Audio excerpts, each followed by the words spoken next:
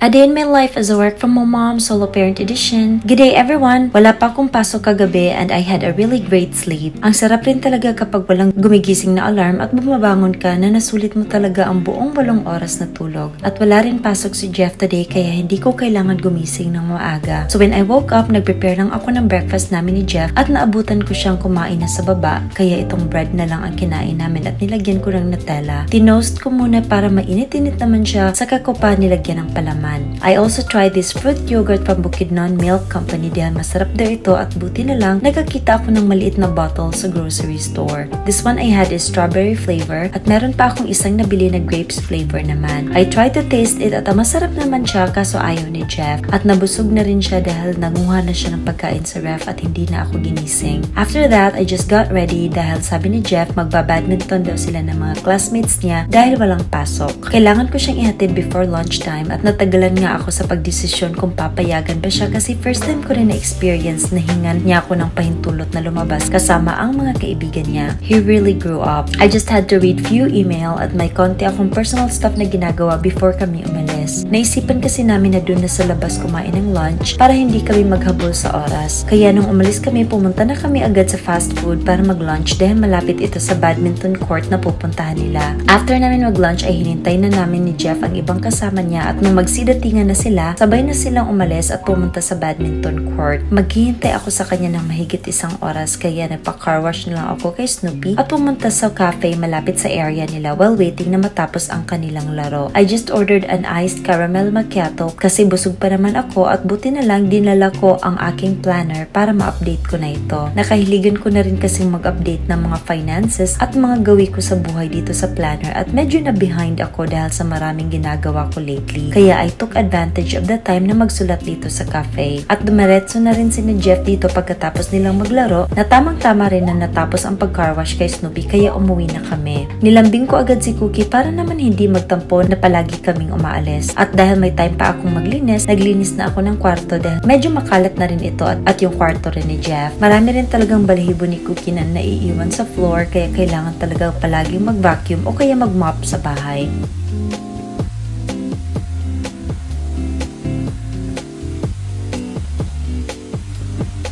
At aside pa niyan, nagload na lang rin ako ng another batch ng laundry para hindi maging bundok ang labada ko. At saka ko pa naisipan na magluto ng dinner namin and for today magluluto ako ng sinigang na bangus belly. Namiss ko rin talaga ang sinigang at hindi ako mahilig maglagay ng radish sa sinigang ko. Mas gusto ko na gabi ang nilalagay ko kasi gusto ko yung mushy ang texture niya. Naghiwa lang ako ng mga gagamitin kong ingredients sa pagluluto at inuna ko nang ilagay ang gabi, kamatis at onions para lumambot ito.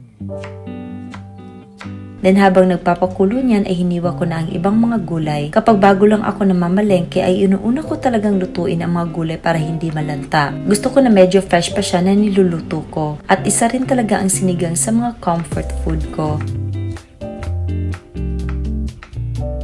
For the side dish ay nagluto rin ako ng chicken tenders para maparami ang kain ni Jeff.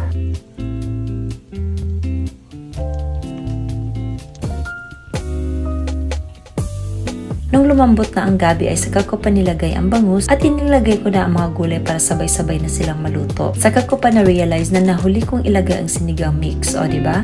Pero pwede pa yan. Tinimplahan ko na lang ito at pinakuluan ng konti after ko nilagay ang kangkong leaves. Then I just plated our dinner nung maluto na ito.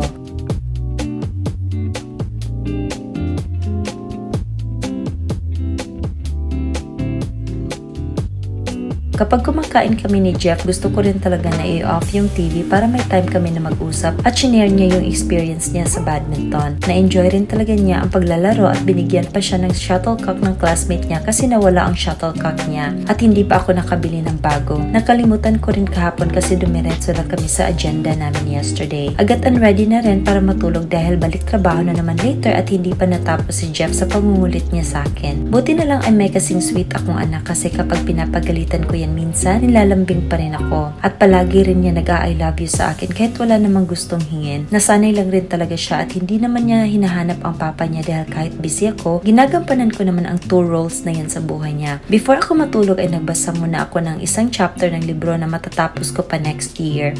And that's all for today. Thank you so much for watching. Bye!